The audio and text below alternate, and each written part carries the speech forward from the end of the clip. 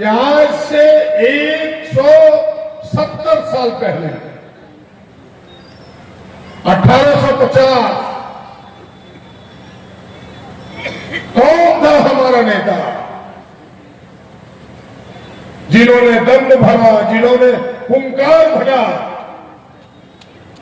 जिन्होंने ठाना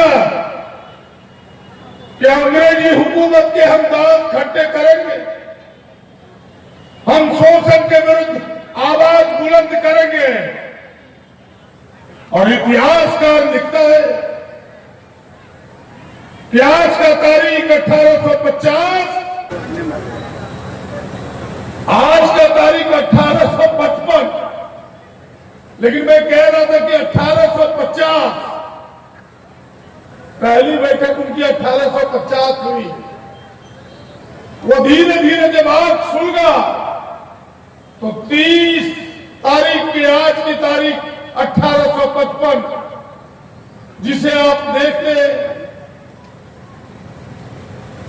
हम सब देख रहे हैं, सुन रहे हैं कि जिस समय कोई सड़कें नहीं थी, कोई बसें नहीं चलती थी, कोई आवागमन का साधन नहीं था, एक दूसरे को सूचना देने के लिए कोई टेलीफोन नहीं था, कोई टीवी, ट्रांजिस्टर, रजिस्टर कुछ नहीं था। और इतिहासकार कहता है कि 23 जून 1855 को उस मैदान में जहां से अभी भूरिया साहब लौट के आए, उस मैदान में 20,000 लोग इकट्ठा हुए थे। आप समझिए जरा कैसे नेता थे, कैसे नेतृत्व करता थे, क्या उनका संकल्प था। इसलिए एक बार उस क्रांतिवीर के प्रति हम सब जोहार अर्पित करें। हम बोलेंगे जोहार और सबके हाथ उठने चाहिए और सबको जोहार उनके प्रति बोलना चाहिए, जोहार। बहनों भाइयों, वह क्रांति का बिगुल फूका गया और लड़ाई किस बात की थी? लड़ाई इस बात की थी कि 1793 में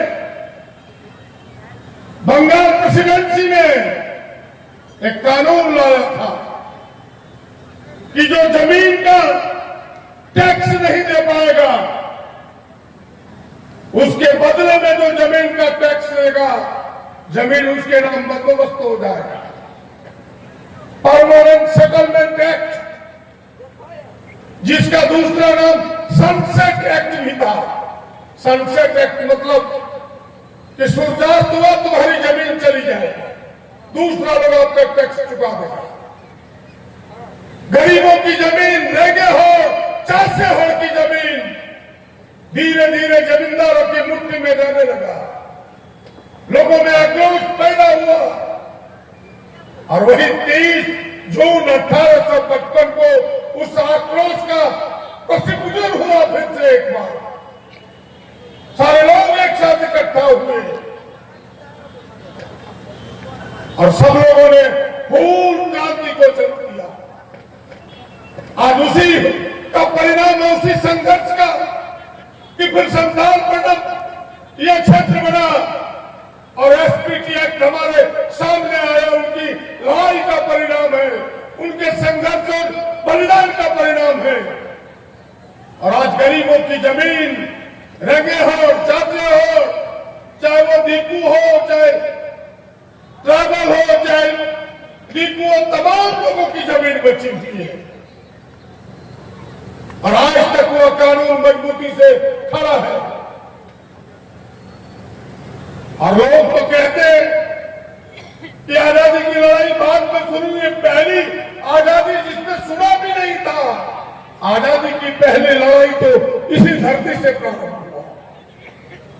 इसीलिए हम सब आज उन्हें नमन करते हैं, उन्हें जोहार अर्पित करते हैं।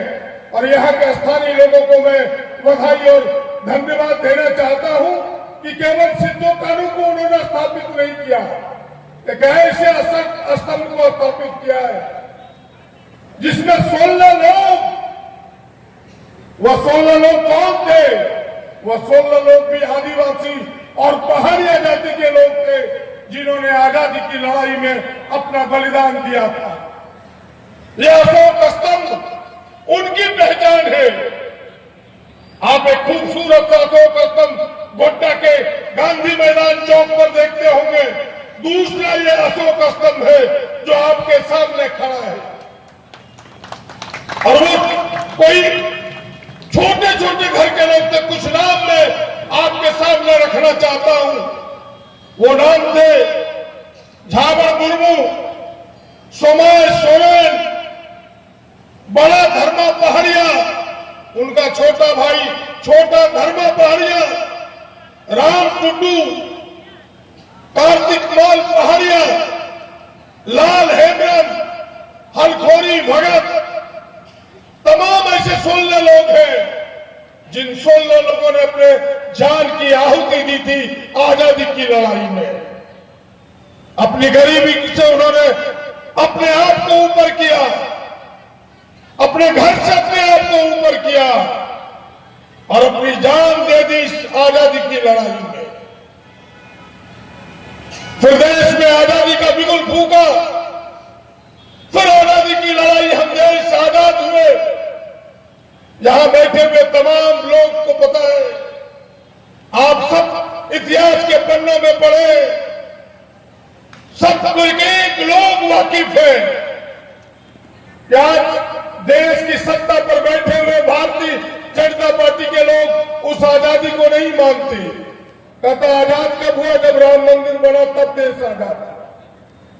जरा उनसे पूछिए कि ये 16 लोग जिन लोगों ने अपनी कुर्बानी दी थी, क्या वो झूठा है? क्या सिद्धो कानों की लड़ाई, चांद भारत फूलों धानों की लड़ाई, वो लड़ाई झूठी है? क्या ये तस्वीर झूठा है? वो हमें बरकरार है, हमारी आजादी की लड़ाई को झुठला रहे हैं। और आजाद भारत में कांग्रेस ने शासन प्रारंभ किया, एक तो आजादी की लड़ाई लड़ी, हमें काफी कुछ दिया उसने, एक एक कानून हमें दिया, एक तो एसपीटी एक्ट की लड़ाई का परिणाम है सिद्धो कानून की लड़ाई का। लेकिन इसके बाद भी हमारी जमीन कॉर्पोरेट घरानों के हाथों लूटी जाती थी।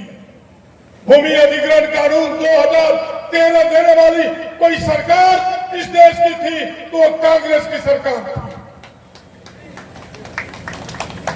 शिक्षा का अधिकार कि भाई 14 वर्ष तक मुफ्त शिक्षा मिलेगा, भोजन का अधिकार जिसे आपको सस्ते दर पर अनाज मिलता है, खाद्य सुरक्षा कानून, एसटी एससी के लिए यह जो विशेष कानून अत्याचार निवारण कानून वो कांग्रेस ने दिया, वन अधिकार अधिनियम वो कांग्रेस ने दिया। मैं इसलिए इसकी चर्चा कर रहा हूं। क्या सारे कानूनों को भारतीय जनता पार्टी की सरकार दफन करना चाहती है, कमजोर करना चाहती है? और वो हमारे दुश्मन है। वो देश के आदिवासियों का भला नहीं चाहता, वो देश के दलितों का भला नहीं चाहता, देश के पिछड़ों का भला नहीं चाहता। इसलिए तो कभी का वो आरक्षण पर भी प्रश्न चिन्ह लगाने लगता है। मैं आपसे कहने के लिए खड़ा हूं कि ऐसे लोगों को पहचानिए। लेकिन सबसे मास्टर चाबी जो हमें सबसे बड़ा अधिकार है, जहां से ये अधिकार निकलती है, वो अधिकार है वोट का अधिकार। वोट का अधिकार कांग्रेस ने दिया।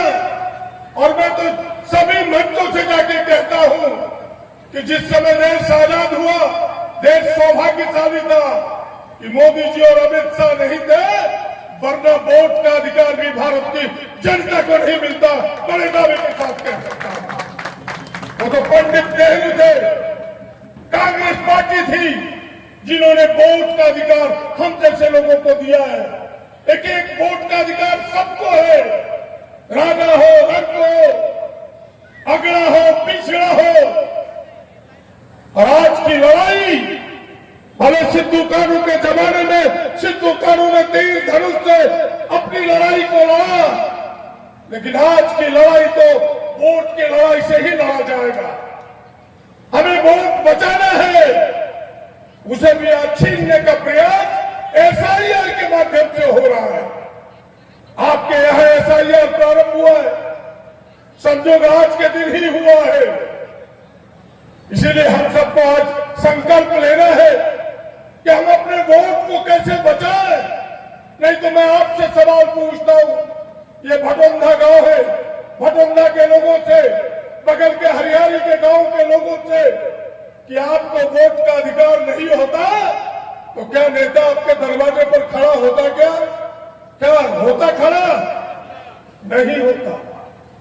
तो ये वोट का अधिकार इसे भी छीनने का प्रयास हो रहा है। क्या इसे बचाना है कि नहीं? जरा हाथ उठा के बताओ, इसे बचाना है? आवाज तो बचाना है कि नहीं? अगर बचाना है तो ये जो भारतीय जनता पार्टी हमारे वोट का अधिकार को छीनने का प्रयास कर रहा है, इस हूल दिवस के दिन हमें संकल्प लेना है कि भाई पूरी मेहनत के साथ वोटर लिस्ट में हमें प्रयास करना कि हमारा नाम जुटे।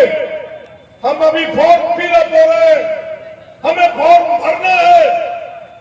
एक एक घर के गार्जियन को जिनके बच्चे बाहर है, खुद उनके फॉर्म को भरे और उनके वास्ते उनका हस्ताक्षर दे करके एसआईआर को शोध करे और अपना नाम वोटर लिस्ट में डलवाए। ये पहली जीत होगी आपकी। मैं आपसे आज्ञापूर्वक कहने के लिए खड़ा हूं, जरूरी है आज के तारीख में। वोट लूट करके बंगाल लूट लिया, बिहार लूट लिया, हम झारखंड बीच में बचे हुए हैं। वो इसी तरह के प्रदेश को वोट को काट करके लूटना चाहता है।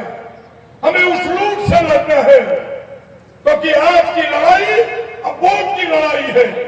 जिसके पक्ष में वोट जाएगा वो आज देश की सत्ता पर जाएगा और उसके अनुसार कानून बनेगा, वो अपने इच्छानुसार कानून बनाएगा। इसीलिए तमाम बहनों भाइयों से मैं पुनः आग्रहपूर्वक कहने के लिए खड़ा हूं कि आज आपकी सरकार थी, आपके चहेती सरकार थी, तभी भूमि अधिग्रहण कानून बना। और जिस लड़ाई को गोड्डा ने लड़ा है, अडानी जैसे कंपनी से भूमि अधिग्रहण कानून के तहत हम सब लड़े और जो हमारे जमीन का दाम 4.25 लाख रुपया पर एकड़ किया था, हम लोगों ने लड़के 50 लाख रुपया पर एकड़ कराया है। क्या गलत है कि सही? तो इस लड़ाई को लड़ना होगा और वो इसलिए कि आपके अनुसार आपकी सरकार थी, इसलिए यह कानून बना।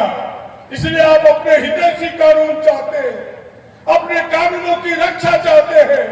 तो इस वोट को बचाना होगा और वोट का इस्तेमाल अपने चहेते के पास करना होगा, वरना ये पूरी चीज बदलेंगे।